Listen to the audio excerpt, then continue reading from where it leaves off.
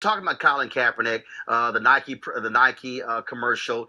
You saw it, of course, a couple of weeks ago. In fact, yesterday, two of the players still are protesting. Actually, several other players are protesting. Kenny Stills is one of those with the Miami Dolphins. And you still got some people who are just stuck on stupid. And so now we got, of course, and you know Mississippi always stuck on stupid. They got to do something dumb. So the Mississippi Public Safety Commissioner, Marshall Fisher, says the state police of Mississippi will no longer buy Nike products because Nike is unpatriotic and fails to support those in uniform. Now, we all know that's a damn lie. But then again, really, Mississippi? It's not like y'all have a history of supporting black people, especially the state police in Mississippi. But it's no shock they would have this sort of nonsense when it comes to their rationale for why they don't want to support what's going on.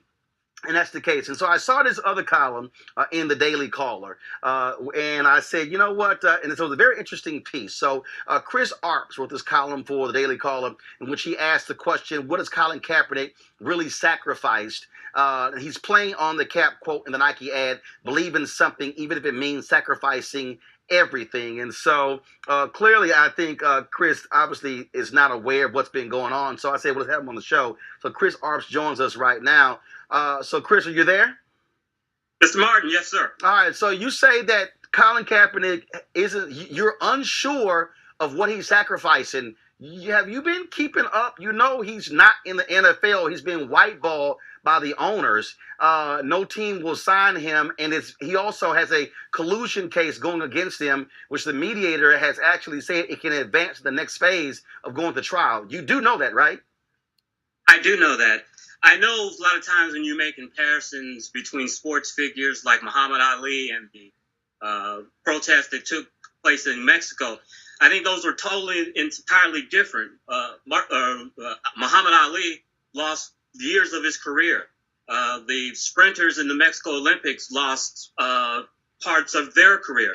I think with Colin Kaepernick, what you see with this situation, he may have lost out on a few years of his football career, and we don't know, his career may still continue, but he has still been being paid by Nike, and he has gotten a very large campaign for this new Nike campaign where he's going to be doing quite well. So okay, hold on.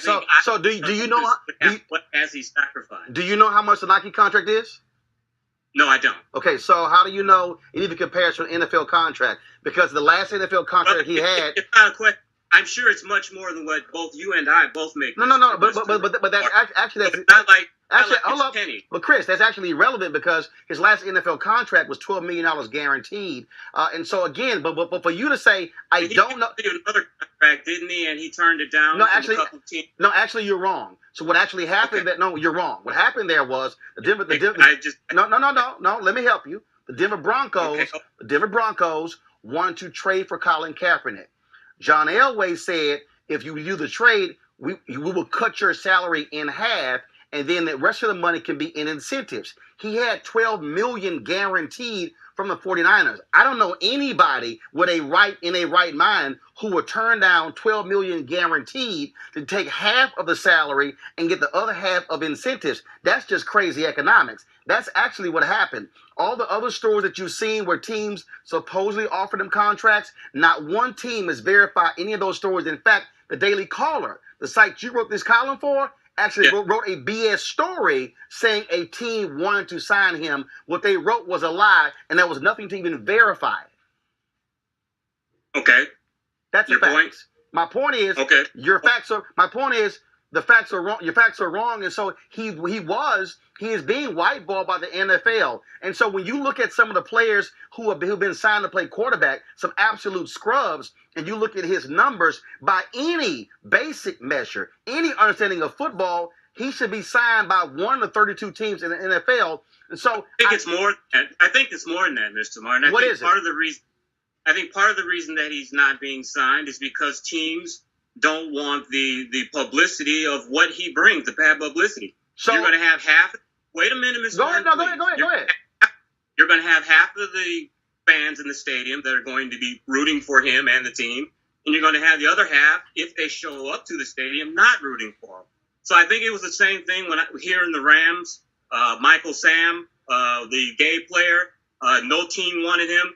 Part of it was because he wasn't good enough being in the NFL, but a lot of it, the team didn't want the distraction that it brought. I think that's legit. So do you believe it's okay for NFL teams to sign rapists and wife beaters and folks who've actually been tried for murder or who have actually been involved in felony cases? Like, for instance, the Seattle Seahawks, the Cleveland Browns cut a player who pled guilty to insider trading, who is facing 25 years in prison, but they signed him to a contract. The Seattle Seahawks did. So are you saying... My overall point, Mr. Martin, is that these are NFL teams that are owned by private owners, and that if they decide that they want to hire a player or not hire a player, that's their prerogative. Do you believe, Chris, do you believe that an NFL team should hire somebody who has raped somebody or who has sexually assaulted or beaten a woman? Do you believe that it is okay for a team to hire them over Colin Kaepernick, who is protesting police brutality?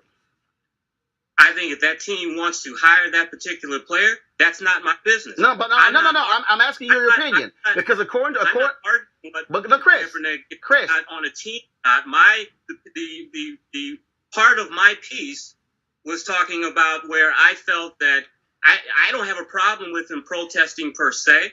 What my problem is, I don't want to see it on my national TV while I'm paying tickets to go to a stadium to watch it. I'm sorry, Chris. He actually is. Martin got a job in America where I could stand up in the middle of the cafeteria or outside my employer and start protesting, especially when I'm on my employer's time. Chris, here's the reality. Chris, you're wrong. Okay, first of all, let's just be honest. Most networks... Chris, let me help you out. First of all, when you say watching on television, most networks don't even show the national anthem. They don't even show it. So you don't even see somebody... That's not what I'm talking about, Martin. No, Chris, you said... Chris, let me walk you back. You said, I don't want to see that on my television. Okay, like, for instance, ESPN... I don't want to see the kneeling on my television. So you got a problem with him kneeling. So if he was sitting, is that okay? I'm saying if you're going to do any protest that you feel against police brutality or any protest, that you should do it on your own time. So Chris, when the NFL teams trot police officers out there for Police Appreciation Day, what does that tell you to black people? Like, for instance, in Cleveland, if you're black in Cleveland and you're mad about Tamir Rice being shot and killed by cops there, do you want to see that? Because, I mean, tell me the difference, please, because we know this is the case. The difference is this, and what I've said many times, is that these NFL teams are owned by these particular owners, and that I don't live in Cleveland, but if the fans in Cleveland have a problem with them trotting out police officers, then they should do some type of action on that. Oh, so you're saying the fans can protest, but the players can't? On their employer's time and at their employer's premises, protesting. But you're not an owner. But you're not an owner, so who cares? You're not an owner. But I'm an owner, but I watch television, and I who cares? So you watch TV. Whoop-de-doo. And I don't want to. And we don't want to see people disrespecting the flag. That's where you're wrong. When you begin to say they're not disrespecting the flag. In fact, the Supreme Court has affirmed that if somebody even wants to burn a flag, that's allowed because of the First Amendment. So here's what I don't understand. I don't understand how Chris, I got a question for you. Here's what I don't understand. I don't understand how conservatives love to go the Constitution, the Founding Fathers, the Constitution, when the First Amendment, not the Second, or the Third, or the Fourth, or the 48th, but the First allows for protest. So you're mad that an American is exercising the right as an American to protest? Really? A few years ago, I used to be a supervisor at United Parcel Service around when the Malcolm X movie came out. And when I was a supervisor, if an employee didn't show up, I would have to work. So I'd either put on a brown UPS shirt or I would put on a T-shirt. Well, I put on a Malcolm X T-shirt with a big giant X on the front of it. And after about 45 minutes, management called me into the office and said, "You cannot wear that T-shirt anymore. We don't want that." I complied because I was on my job and I was on their time. Hold on, wait, hold on. What? Hold on. Was there a rule? Was there a rule at your company that said you cannot wear that shirt? It's not that particular shirt, Mr. Martin, but it said if you wore anything offensive that they considered offensive or it caused some type of controversy, you couldn't wear it. Okay, hold up. So stay right there. Is there a rule anywhere in the NFL manual that says a player cannot take a knee during the national anthem? No, there is not a rule. So, hold up. So let me get this straight. In your example, you wore a shirt that was against the rules of your workplace, and you complied because you were violating the rules, correct? I was violating the rules because that was the business atmosphere. No. You said that was. No, hold on, wait. Chris, let's follow this. Hold on, Chris. I want to establish a base of facts. You said that was a rule. You couldn't wear the shirt, right? Is this the opening here where you feel that you've got me? Just continue. No, Chris. Chris, I want to establish that you and I are on the same page. That was a rule at your workplace saying if you had a shirt deemed offensive, you couldn't wear it, correct? Yeah. But over here, come up with a rule. There is no rule that says a player can't take a knee. In fact, if you remember, Chris, he was actually sitting down on the bench. It was a veteran, a former SEAL, Nate Boyer, who said, "That's actually disrespectful. I prefer you should take a knee." And in fact, Boyer stood behind Colin Kaepernick with his hand on his shoulder while he kneeled. Somebody who was a veteran who said that's more respectful. So you're saying that if that was a rule, then you abide by it. There's no rule, so how is Colin Kaepernick in the wrong? Yes, but Mr. Martin, they suggest everyone knows that if you're kneeling during the flag or whatever, that's going to upset people. Well, wait a minute. He sat on the bench and nobody even knew. He sat on the bench. Came up with a rule. The rule really doesn't matter if it was made before or retroactive. Actually, hold up. Chris, you're wrong again. The rule has been suspended because they couldn't agree with the players' union. Right now, there is no rule. Did you also know that prior to 2009, all the military stuff and the anthem, that wasn't even part of it, that the military paid the NFL for patriotism? I've heard that talking point. That's really relevant to our It's not a talking point. It's an undeniable fact. Private business, and you cannot protest whether there's a rule that was private businesses or after. If your private employer says, "I don't want you to do this," you can't. Actually, you're on your employer's time. But you're actually wrong because there's a thing called the NFL and the NFL Players Association. There's a thing called collective bargaining. And so if you have not negotiated that, there is no rule that says a player cannot protest. None. Yes, and 99% of the players are following that because they know what the this is real simple, Chris. When you say he hasn't sacrificed anything, that's a lie. He's being whiteballed by the NFL. He is being denied an opportunity to play in the NFL. And I would think conservatives and libertarians will find that to be offensive as opposed to saying, well, this is wrong. Final comment. No, what I find offensive and what other conservatives find offensive is that we turn into the NFL on Sunday to get away from politics, from a divided nation, and thrown in front of our faces is a protest that many feel disrespect the flag. I don't have a problem with him protesting. I don't have a problem with him doing what he's doing. My point is what I've said many times is just do it on your own time. So my last comment, since you say we turn to the NFL just to watch them play, well, I guess we shouldn't have Breast Cancer Awareness Month in October or we see pink all over the place. In fact, if we follow that case, then we shouldn't see any politicians walking on the field or sitting in the owner's box, should we? Who is going to get offended by pink Breast Cancer Month or what you're talking about? Wait a minute. Hold up. But you said, no. You said, I turn the game on to watch football. I don't want to see any statements. I don't want to see any stuff along those lines. So what does having pink flags and pink cleats got to do with football? I don't want to see any political statements that can be deemed offensive. Oh, gotcha. So that you get to decide. That you get to decide, right? No, the NFL players, the NFL owners decide. They don't want protests on their at their stadium. So we shouldn't see. So we shouldn't have any politicians on the field throwing a toss in a coin or sitting in the owner's box, right?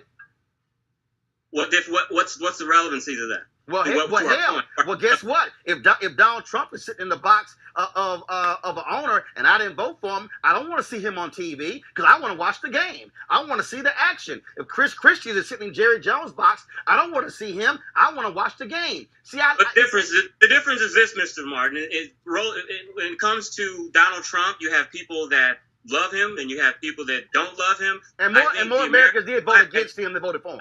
I think that the American flag is a universally respected and loved thing in this country. Well, actually, and I think that's far different than a politician who can and cannot be liked. Well, I'll tell you this here. Every police officer who has brutalized somebody black or brutalized somebody has that flag on their patch. You might want to go look at the hashtag Veterans for Kaepernick. What the relevancy is? What's the relevancy? What the relevancy is? They are beating somebody on the color of that flag. And so remember, you mentioned Tommy Smith and John Carlos. I heard the same thing said in 1968. You shouldn't protest. How dare you? It's all about the flag. When did you hear that? Okay. I was born in 1966. When did you hear that? All right, Chris. Well, here's the deal. You now know. When did you hear? Were you alive in 1968? Actually, I was born I was born November 14, 1968, and actually, I just saw Tommy Smith on Saturday at the CBC dinner, and I also interviewed John. One second. And I've also interviewed John Carlos as well. Have you talked to Tommy Smith and John Carlos? It just sounded like you were there. Have you talked to Tommy? Well, hell, I wasn't there for the American Revolution, but I damn sure read about it in the book. I mean, my goodness. I mean, I wasn't there for the civil rights movement, but my goodness, I have read all Dr. King's books, and I know about Emmett Till and Montgomery. You didn't present it like that. You presented I'm sorry. You're right.